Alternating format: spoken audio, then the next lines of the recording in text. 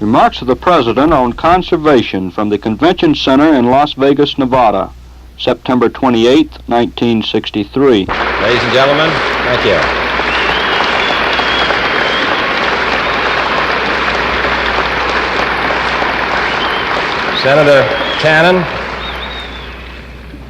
Senator Cannon, Governor Sawyer, Secretary Udall, Senator Bible, Mr. Mayor, members of the clergy, Commander, Commissioner, members of the band, ladies and gentlemen. I want to express my appreciation to you for this welcome at the middle of the day. This is the end of a 5-day trip which has taken us to Pennsylvania to dedicate the home of Gifford Pinchot to the cause of conservation, to northern Wisconsin, to Duluth, Minnesota, to North Dakota, to Wyoming, Montana, Washington, Oregon, California, and now we complete that swing here in Nevada. The purpose of that trip was simple, and that is to see for myself, and also I hope through my eyes, some of my fellow citizens, to see how essential it is that we conserve our natural resources and that we make the best use of them. And I can assure you that from my experience of the last days, however useful it may be to sit at a desk in Washington and read statistics about increasing population and about the need for water, there is no better education for a president, a senator, a congressman, or a citizen than to fly over the West and see where it's green, where water has done its work, and see where it's arid, where there is no water. And then you come to understand the truth of what the governor, the senator just said, that water is the key of growth and its wise use essential to the development of the Western United States.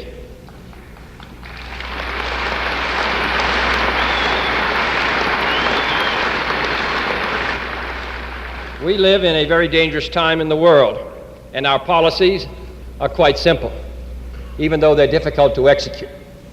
Our object abroad is to protect the security of the United States, the vital interests of the United States, and to maintain the peace. Now, we do that by strengthening the United States.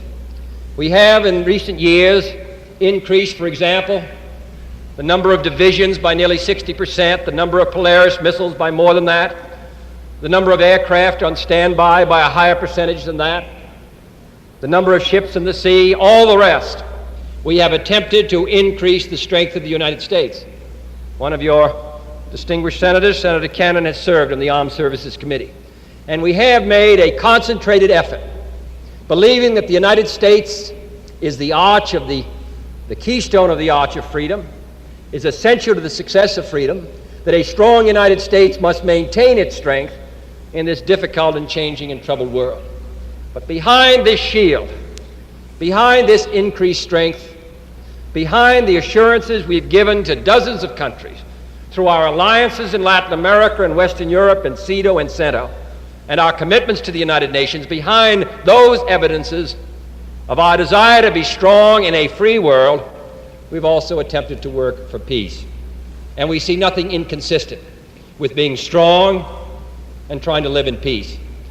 In the less than 3 years since I've been President of the United States, on 3 separate occasions, the United States and the Soviet Union approached each other on a collision course. In Laos and Berlin in 1961, and in Cuba in the fall of '62. And I'm quite aware that if through miscalculation or madness or design, the United States and the Soviet Union should finally clash in what would be the last war of the human race, in a war in which in less than 1 day over 300 million people would be killed, and if other sections of the world were brought into it, those casualty lists could double. It's quite obvious that with that ominous prospect on the horizon, these efforts which we make to live at peace in a strong and free world are well worthwhile. And that's why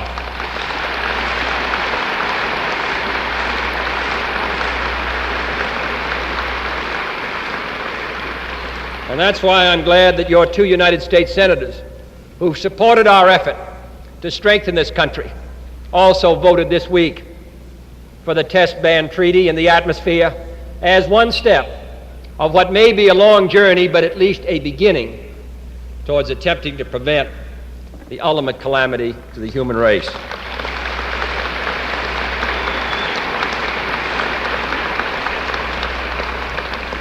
Behind this shield, behind these guarantees, behind this strength is the United States itself. And all of these guarantees, all of these alliances, all of these military buildups, all of these improvements in our defensive strength, all those are of no use unless the United States itself is a prosperous, vital, and growing society. To do that, it seems to me, requires attention to our problems here in the United States. I read in this morning's paper that our population today is 190 million.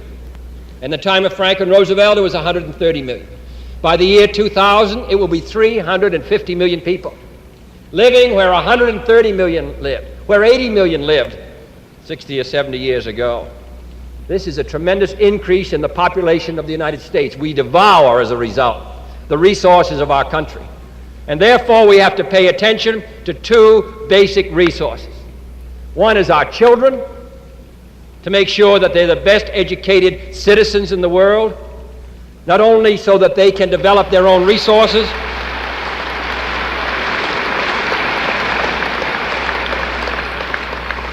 so that they can develop their own talents to the extent that they have those talents, so that they can make something of themselves. Nothing distresses me more as a citizen of this country than to realize that before this decade is out, there will be 8 or 9 million American children who will drop out of school before they've graduated, who will go out looking for work with almost no skills to offer at a very time when machines are taking the place of men. What chance does a boy or girl with a 6th, 7th, or 8th, or 9th grade education have? What do they have to offer? And therefore they'll live on the marginal edge of hardship and distress and poverty. They'll bring up their children in that atmosphere, and their children will be penalized. So we ought to keep our children in school, and we ought to make them work, and we ought to have the best teachers, and we ought to try to develop in this country the kind of educational system with hard-working children who will be responsible and constructive adults in this great free society which ornaments the cause of freedom.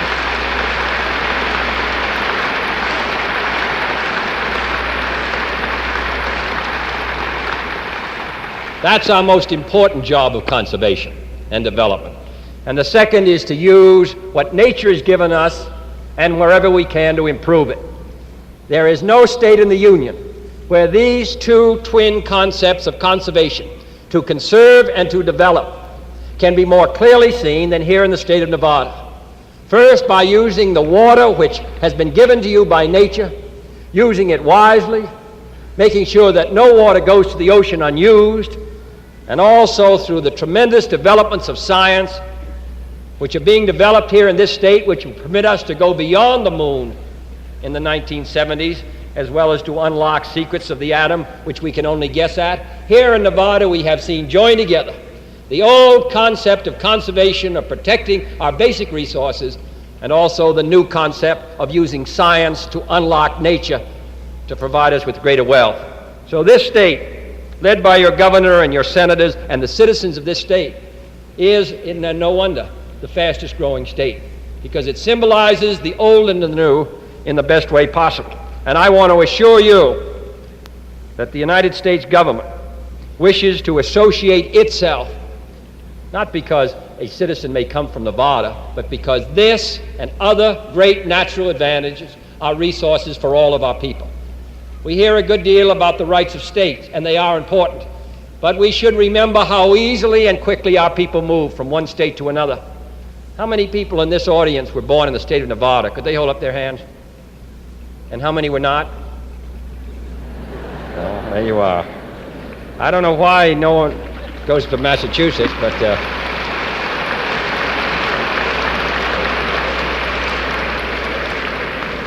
so you pioneers are going to be followed by others. Everybody seems to move from east to west. for some mysterious reason, but they do come out here, and many more are going to follow you, and we want to be able to provide for them.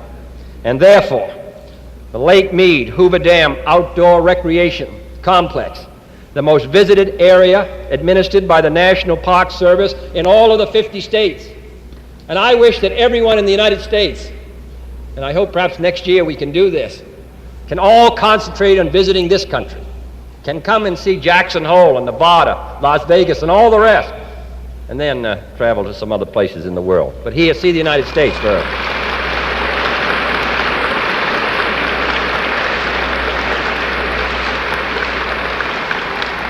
But this must be given permanent national park status, as proposed by your two senators.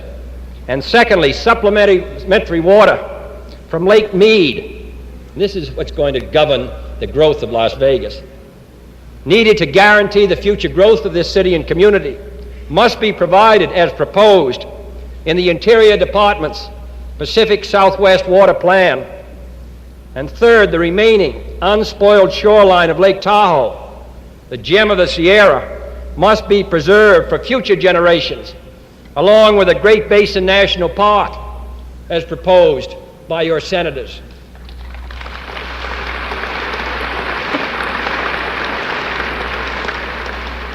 Do you know how much of the Atlantic coast is available for public use and purposes? About 8%. 92% of the whole Atlantic coast, and the figures are the same for the Pacific, are held, in the most part, by comparatively few people. And unless we now, before it's too late, take these areas of the country, which offer the maximum for recreation for all of our people, unless we set them aside now, it will be too late. And fourth, the damaged rangelands of this state must be restored to productivity, and the mineral uses of this state, which first brought this state into the Union, must be explored and developed. Much of the future of this state, in other words, rests on conservation, and this work must go forward in the 1960s. This is still a beautiful continent, but we want America the Beautiful to be left for those who come after us. Robert Frost, the late poet, once remarked, "What makes a nation in the beginning is a good piece of geography." Our greatness today rests in part on this good piece of geography that is the United States. But what is important is what the people of America do with it. At the turn of the century, two great Easterners, both Republicans, Theodore Roosevelt and Gifford Pinchot, looked across the horizon and realized how essential it was that here in the West that we save what we have before it's too late. And in the 1960s, in another time of change, I hope we'll still make the wise decisions for the future of this country. Franklin Roosevelt made the same wise decision in all of the agencies which have meant so much to the development of Arizona and California. However, it was Pinchot himself in the early 1900s who emphasized that the conservation cause would ultimately fail unless every generation of Americans made the commitment to the future. There isn't very much that you can do today that will materially alter your life in the next 3 or 4 years in the field of conservation, but you can build for the future. You can build for the 70s, as those who went ahead of us built for us in this great dam and lake that I flew over today. Our task, the task of propelling a third wave of conservation in the United States, following that of Theodore Roosevelt and of Franklin Roosevelt, is to make science the servant of conservation and to devise new programs of land stewardship that will enable us to preserve this green environment, which means so much to all of us.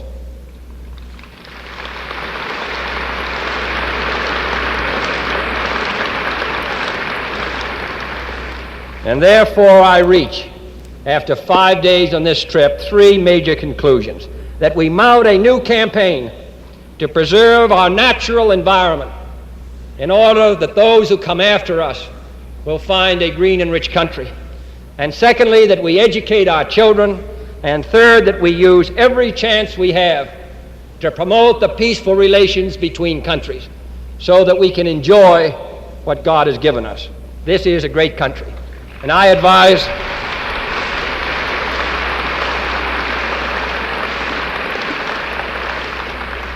And I can tell you that there are no 5 days that I have spent that have been more useful than looking at the United States once again and seeing something of the vitality of the country and the vitality of the people.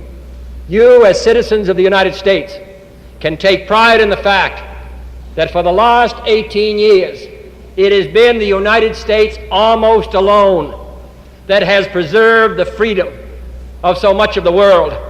Without the United States today, Europe would be enslaved. Without the United States today, Asia would be overrun.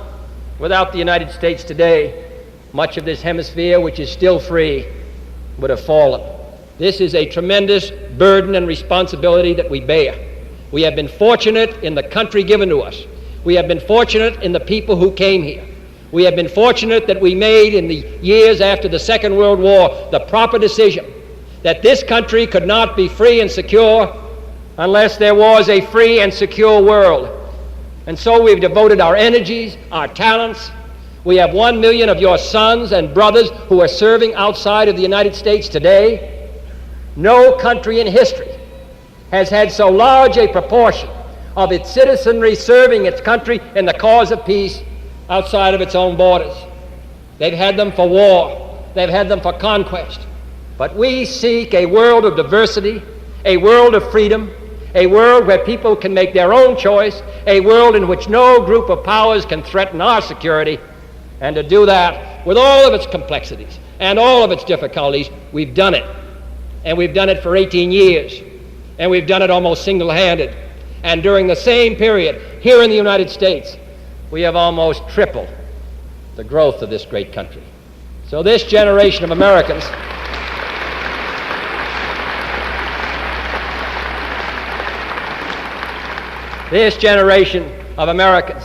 can take satisfaction in what they've done, and I urge them in the future to meet the same high standards, to make sure that this remains not only the land of the free, but also the home of the brave.